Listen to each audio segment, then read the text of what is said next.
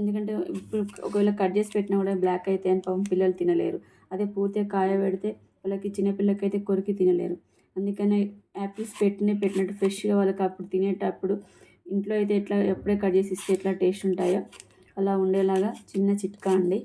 పెట్టుకున్నాం కదా అండి, పూర్తిగా యాపిల్ని పీల్ చేసి పెట్టుకోవాలి.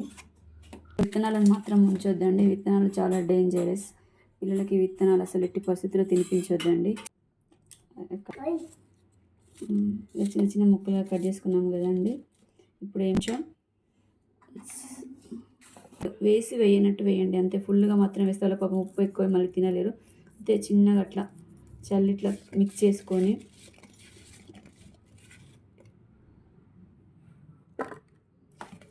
స్నాక్స్ డబ్బాలోకి పెట్టి పంపించినాం అనుకోండి, వాళ్ళకి పాపం తినే టైం వరకు ఫ్రెష్గా ఇట్లా ముక్క ఇలా అయితే ఎలా ఉందో అలానే ఉంటుందండి. అసలు నల్లగా అవ్వనే అవ్వదు.